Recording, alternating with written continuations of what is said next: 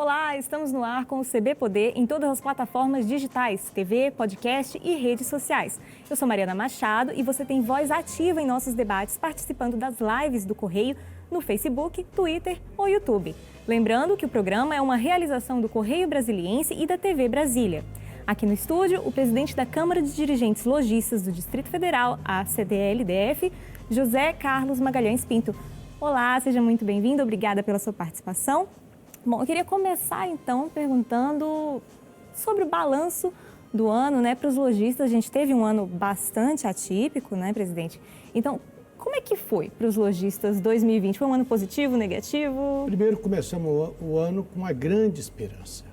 Esperança essa que era para todo o Brasil, que era a economia começar a bombar, a crescer. Infelizmente, no terceiro mês, no dia 19/3, já entramos em Brasília com alguns estabelecimentos fechados. Na realidade, acho que nenhum de nós imaginaria que isso fosse acontecer por um longo espaço de tempo. Eu me lembro muito bem que eu fiz uma viagem com um grupo de empresários para a Alemanha em fevereiro. Chegamos aqui no final de fevereiro, depois do Carnaval, e logo em seguida, na primeira quinzena, já veio a notícia do fechamento do comércio, onde nós, todos nós, tínhamos certeza que em 60 dias isso iria acabar. É verdade. Inclusive, os primeiros casos suspeitos já foram na quarta-feira de cinzas, ou seja, Carnaval acabou, a coisa toda já começou, Agora, de que forma que a pandemia impactou para os lojistas? Porque a gente sabe que houve aí ainda no primeiro semestre fechamento do comércio, depois reabertura, modificação dos horários, e tudo. Agora, qual que foi o impacto real disso? O impacto real foi uma baixa de venda e cada um tentando se virar do jeito que pudesse. Então, o governo baixou aquelas medidas de suspensão de trabalho, você poderia antecipar as férias, então isso facilitou muito. Mas a crise se prolongou. E aí as pessoas começaram, os comerciantes, os empresários, começaram a achar algumas saídas. Primeiro, veio o mercado eletrônico, que acelerou muito esse crescimento do mercado eletrônico devido à pandemia. E fez com que os lojistas que não tinham mercado eletrônico migrassem para o mercado eletrônico, ou migrassem para o marketplace, ou bolassem alguma saída, como atendimento pelo WhatsApp, atendimento na redondeza, buscar alternativas, usar mais o telefone, se virar para conseguir pagar as contas e pagar os funcionários. É verdade. E quanto ao desemprego, vocês conseguiram fazer alguma estimativa, algum balanço do impacto em questão de desemprego, de empresários? No começo da pandemia, nós tínhamos mais ou menos, se não me falha a memória, aproximadamente 300 mil desempregados no DF. Nos últimos números que eu vi, esses números tinham crescido muito pouco, estava a mesma coisa. Mas a nossa expectativa no começo do ano é que o desemprego começasse a cair, porque a economia vive dessas pessoas trabalhando, ganhando, comprando, consumindo. E isto, o desemprego não caiu, pelo contrário, aumentou um pouco, não saberia te dizer agora realmente qual foi o número que aumentou. Mas isso tem um peso para o comércio muito grande, porque uma pessoa desempregada, ela não vai ao cinema, ela não consome um iogurte melhor, não compra um presunto melhor, deixa de sair, deixa de comprar uma roupa e deixa de ter aquela compra do impulso, que aquela é uma compra não só boa para o empresário, mas para o consumidor, que traz uma coisa que a compra na internet ela não traz, que é a satisfação, aquele momento de você comprar e sair com o produto. É verdade, já escolher ali na hora o que quer. Agora, quem que sofreu mais? Foi o pequeno lojista, o médio, o grande? Veja bem, se você hoje abrir um canal de televisão, vou tirar um chute aqui elegante, a cada 20 anúncios de lojas oferecendo produtos, aproximadamente 15 a 17 são de grandes redes de lojas, ou de grandes lojas, não precisa ser uma rede. Então, e elas já oferecendo, algumas até com QR Code na própria televisão, já oferecendo para você fotografar, pôr o seu celular em frente ao QR Code e dali mesmo poder fazer compra daquele produto. O pequeno comerciante que foi rápido ou já tinha alguma estrutura foi para o marketplace.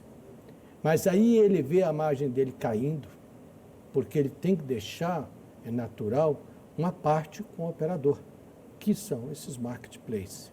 O lucro dele caiu, e muito. E o lucro dele caindo, e aquele marketplace fazendo a venda para ele, ele pode abrir até mão de mais um funcionário ou 2 funcionários.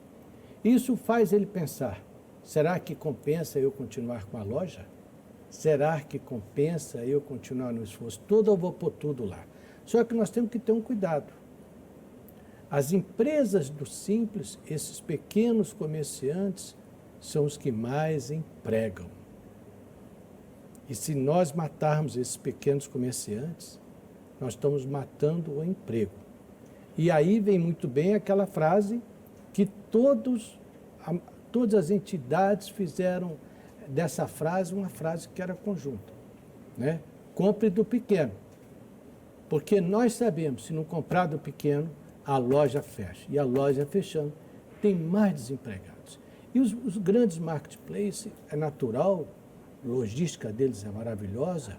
Você compra um produto hoje, daqui 3 dias, no máximo, está na sua casa, de vez em quando até no outro dia, né? Você precisa entender que eles também têm uma inteligência. Essa inteligência artificial, essa inteligência da internet, e aí eles vão mapeando aonde se vende mais produtos A, B, C e D. E nada impede a essas grandes redes que amanhã ou depois usem esse mapeamento para atacarem direto essas vendas. Com certeza. Até bom o senhor tocar no assunto, porque a gente observou, né, um grande crescimento aí nas compras online durante a pandemia, seja porque, enfim, a pessoa já não queria sair de casa mesmo, porque tem medo, né, de estar ali em aglomerações, de ir a um shopping, a uma loja. Essa questão do e-commerce, da procura pelas compras online, foi bom ou foi ruim para os comerciantes, para os lojistas aqui do DF? Os lojistas pequenos, e o pequeno foi horrível. Por quê? Ele pode ter ido até para o marketplace, mas a margem dele caiu. E o que ele sabe fazer é vender no balcão. É como a gente tem um ditado popular que a gente fala, pôr a barriga no balcão, né? Está acabando. Então o pessoal fala assim, a loja física não está acabando. Está acabando porque nós estamos cheios de lojas vazias. Ah, mas é uma loja grande, montou lá. Montou só para showroom. Porque na realidade ele vende online. E com essa guerra tributária, guerra fiscal que existe entre os estados, esses grandes lojistas, essas grandes redes de loja, vamos dizer que tem uma logística toda especial, vai aonde oferecer maior benefícios fiscais. Ou, geograficamente, onde seja melhor também. Verdade, geograficamente, até porque tem cálculo de frete e tudo isso que... Rapidez, né? Exatamente. Agora, assim, a gente falou, né, de alguns desafios, né? Para os pequenos comerciantes, houve facilidade no acesso ao crédito para poder se manter no negócio? Veja bem, a linha do Pronamp foi fundamental, mas muita gente ficou sem conseguir pegar o Pronamp. Por quê? Vamos lá dizer também, o governo injetou muito dinheiro e não consegue, numa pandemia que ninguém estava esperando, suprir todas as necessidades. Agora mesmo, nós tivemos a volta do IOF e, em seguida, ele tirou o IOF até 31/12. Então, se você pegar um juro de 3,50 ao ano, que é mais ou menos o Pronamp, eu não me lembro bem, e você calcular o IOF de 1,20, é mais ou menos 40%, 35% do valor do Pronamp anual. Claro que o IOF também é de acordo com o valor. Mas isso inviabiliza você ir a banco pegar dinheiro. E a nossa preocupação é que o IOF agora, a isenção do IOF, cai dia 31/12. Então, isso tem que ser prorrogado. Porque, senão, vai ficar mais difícil do pequeno conseguir dinheiro. Eu digo o seguinte, o grande, natural, tem o poder de barganha com os preços, com os cartões, ele impõe.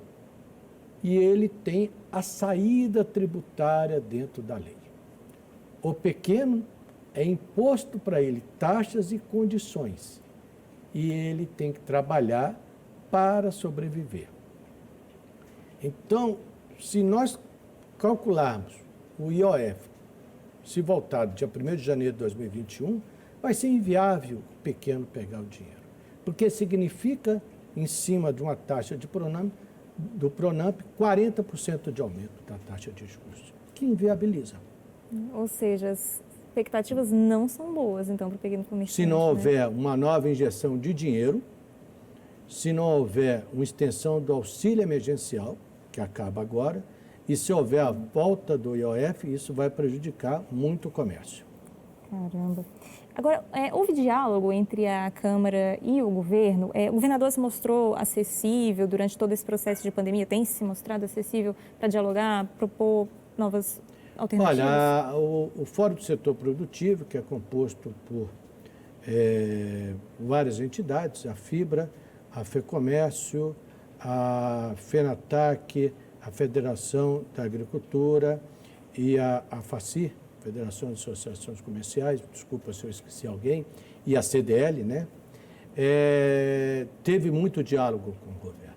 E o governo sempre abriu as portas e também essas entidades sempre ajudaram, doando máscara no começo, doando água sanitária para o presídio, fazendo doações, fazendo campanha, fazendo cartilha, tentando orientar os comércios. Houve diálogo, houve recepção, mas nós temos que entender que a pandemia é uma coisa nova para todos nós, tanto para o governo como para os empresários. Sim, com certeza, pegou todo mundo de surpresa. Agora, teve algum segmento específico de lojistas que ficou mais prejudicado? Eu acho que sim. Eu acho que sim, mas eu acho que bares, hotéis e restaurantes, vamos dizer, bares e restaurantes, lanchonetes, eu acho que foram muito sacrificados, juntamente com salão de beleza, academias, locais de estéticas, enfim, esse segmento que foi obrigado a fechar de início e prorrogou o fechamento, esse segmento está passando por muito aperto.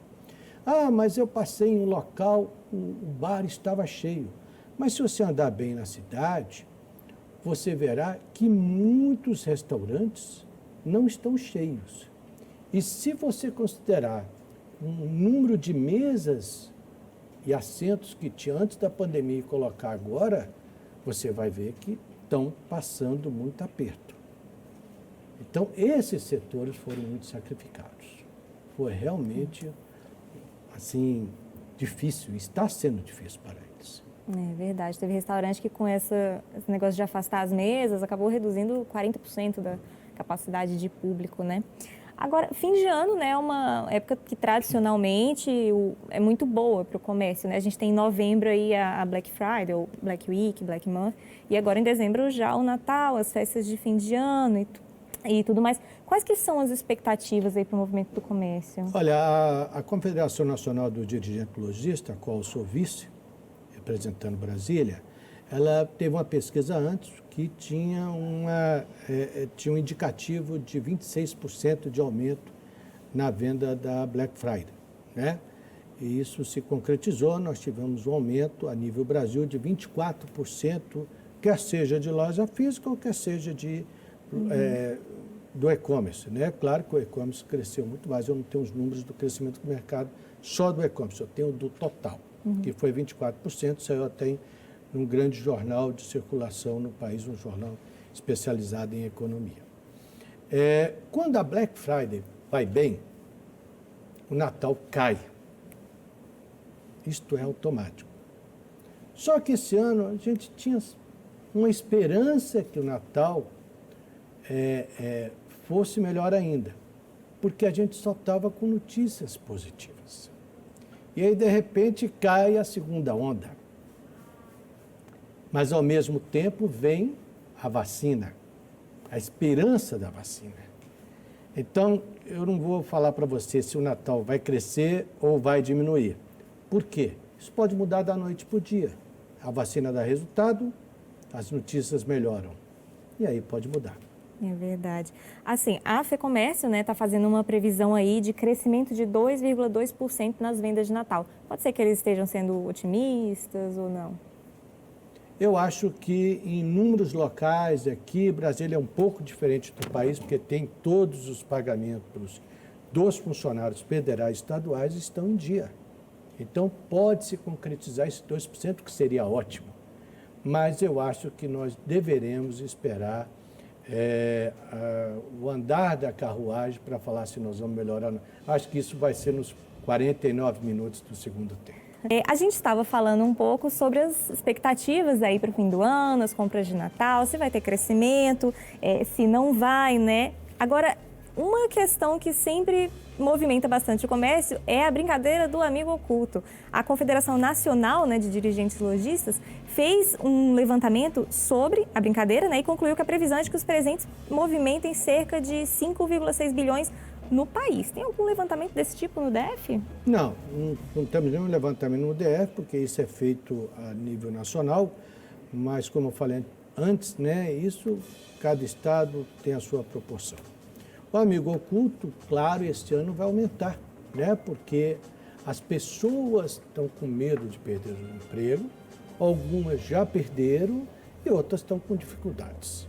Então, o amigo oculto é uma brincadeira boa, que você, de vez em quando, fala a característica da pessoa, entrega o presente, ou um presente, uma brincadeira, alguma coisa, mas também é bom por outro lado, porque a pessoa, ao invés de dar presente para toda a família, principalmente aqueles que têm família grande, acaba dando só um presente e acaba economizando um pouco. Então, o amigo oculto movimenta muito, né? E de vez em quando facilita a vida das pessoas. E ainda mantém o espírito natalino. É verdade. Ainda dá para fazer online, né? Se você manda entregar na casa da pessoa. Dá para fazer online ainda, mas só pode abrir o pacote na hora da brincadeira, né? É verdade. Agora, e quanto à geração de emprego, né? A gente sabe que em dezembro é uma época que costuma ter aí vagas temporárias para ajudar no comércio. É algo que vai acontecer, que está acontecendo nesse mês de dezembro ou não? Eu acho que num número bem menor, mas sempre acontece. Por quê? O consumidor hoje, até pela pandemia, ele não pode ficar muito tempo na loja. Então, a loja tem que ter alguém que faça o pacote o mais rápido possível. A loja tem que ter mais controle na entrada dos clientes, vai ter que ter mais gente. Vai ter que ter mais gente higienizando a loja. Vai ter que ter mais gente passando álcool em gel. Se alguém entrar sem máscara, doando a máscara, então terá a contratação, sim, e isto é muito salutar, tanto para aquelas pessoas do primeiro emprego, como para aquelas pessoas que estão desempregadas, como para aqueles que estão ingressando agora no mercado. E isso tem um ponto positivo, porque se a pessoa trabalhar bem e o comércio voltar a crescer, esta pessoa será chamada. Porque nenhum empresário vai desprezar um mailing desse, um cadastro desse, de um funcionário que já sabe alguma coisa e durante o período que teve mais movimento se destacou. Então, é uma chance do empregado temporário se tornar efetivo amanhã ou depois, ou ficar no cadastro dessa empresa. E também é bom para o empresário, porque de vez em quando faz uma seleção de graça. Olha só, é verdade. Então, a experiência ali para os dois lados e vale para todos os segmentos, né? Você falou um pouco ali das lojas, montou um pacote, mas o segmento de restaurantes, bares também, né? Que vai ter. Também, principalmente aqueles locais onde terão Réveillon, né? Apesar de que está limitado a entrada por estabelecimento, mas vai contratar com certeza. Sim, com certeza. Agora, uma das consequências, né, da pandemia e enfim, toda a situação que a gente está vendo, obviamente, é o aumento de casos, né? A gente já está aí com 245 mil casos no DF, mais de 4 mil mortos, e que tem se observado em países que passaram pela segunda onda, é um novo fechamento do comércio em geral. A CDL trabalha com essa possibilidade, tem conversado com o governo para, caso isso aconteça aí? Essa é uma grande preocupação de todos nós, né? Não só dos empresários, mas dos empregados, dos colaboradores e da sociedade. Porque um Natal com o comércio fechado, lockdown, as pessoas vão ficar extremamente tristes, né? E vai deixar muito aquele espírito natalino de lado. As pessoas só vão passar a pensar no problema. Nós não somos a favor do lockdown, mas a gente vê, se você andar hoje na maioria das empresas, das lojas, estamos todos nós tomando cuidado. Agora foi lançado um selo que nós estamos ajudando a distribuir esse selo, que significa comércio consciente, que foi, a gente põe aquele selo para as pessoas saberem que ali estão sendo tomados cuidados. O que a gente precisa ter atenção é com aqueles lugares que estão tendo abuso. Né? Outro dia eu vi uma foto no jornal, no veículo, não sei se é verídico, mas todos dizem que é, de uma feira onde a rua central parecia uma entrada de estádio de jogo de futebol da seleção brasileira. Cheio de gente, muitos com máscara, a grande maioria, mas um encostando no outro, um verdadeiro trânsito de pessoas ali. Então, acho que esses locais têm que ser vistoriados, verificados e tem que ser brecado um pouco a entrada, para que alguns locais que estão abusando do número de pessoas internas não venham a prejudicar todo o comércio. Eu diria que seria um caos fechar o comércio no sentido total que eu falei, não só para os empresários, mas para o governo, que fez uma magnífica decoração de Natal, que começa lá embaixo, o GDF fez do Palácio do Buriti até a Praça do Cruzeiro, está lindo o local. Brasília, com aquela decoração, o prédio ali, o Palácio do Buriti, todo iluminado, todo... alegria, dá prazer de sair. Então o lockdown seria muito triste.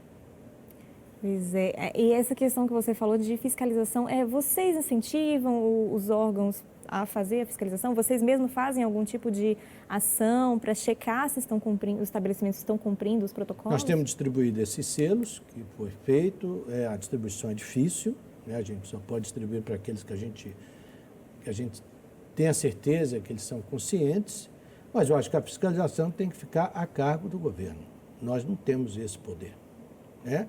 Mas a gente sabe que se alguns abusam, vai prejudicar todo um setor. Perfeito. Agora, um assunto também que é de bastante interesse dos lojistas é a revitalização da W3 Sul, né? A gente teve aí já esse ano a entrega das quadras 509 e 510 Sul, uma cerimônia onde se anunciou já a entrega das demais. Qual que é a importância dessa revitalização para os lojistas do DF? Olha lá, esse é um projeto da CDL, onde eu comprei essa briga e tive o apoio de todas as entidades de Brasília, sem nenhuma exceção. Essa briga começou em 2015 e esse governo disse que nos 100 primeiros dias iria assinar a primeira ordem para fazer as obras, que foram as quadras 512 e 511. E isso realmente aconteceu. Mas nós não poderíamos deixar a revitalização ficar só em 2 quadras. Como aconteceu em outras cidades, que foi feito um pequeno espaço do centro, tudo, e aquilo com o tempo veio a minguar. Né? Então, nosso objetivo eram todas as quadras. E graças a Deus nós conseguimos isso com muito trabalho, e eu digo que a CDL, com apoio, volto a falar, da FEComércio, Fibra, Sindobar, Sindivarejista, Associação Comercial, se eu for citar Codese, se eu for citar todos aqui, eu vou passar... Ninguém negou a dar apoio a essa briga da CDL. Então, quando nós fizemos a 512 e 511, nós tínhamos o objetivo de continuar com as outras quadras. E ficamos agora muito felizes com a 509 e 510. E aí foi feita a ordem, já da licitação de compra, vamos dizer assim, das outras quadras, da 513 até a 516, o setor hospitalar sul já está revitalizado, e nós temos depois da 508 até a 502, será tudo entregue até junho, se a pandemia não atrapalhar mais ainda. Então, eu acho que isso é essencial. Então, quando você passa na DAP3, você já vê na 512 lojas trocando portas, mas, infelizmente, a atuação dos pichadores, que em menos de 24 horas deixam a marca nas portas. E você vê ali que são portas de aço claras para baratear. E de vez em quando eles sobem no prédio, também fazem a parte de cima do prédio. Mas veja bem, as primeiras quadras revitalizadas, praticamente já não tem mais nenhuma para alugar. Tem uma só grande, que tem uma grande loja vindo aí para alugar essa loja. Então isso é prazeroso, isso fará com que a DAP3, ao longo do tempo, cada quadra tem a sua vocação e pode se tornar um polo do varejo, aonde a pessoa poderá, ao ar livre, fazer várias compras, se divertir, andar tudo. E aí as pessoas falam, fecharam a DAP3, abriram a DAP3, o bom é que estão estudando a DAP3, estão se falando na DAP3. Vai ser uma boa revitalização, uma boa notícia para o DF. Bom, a gente fica por aqui, infelizmente, esse é todo o nosso tempo. Quero agradecer a sua presença e obrigada pela companhia. Até a próxima. Tchau, tchau.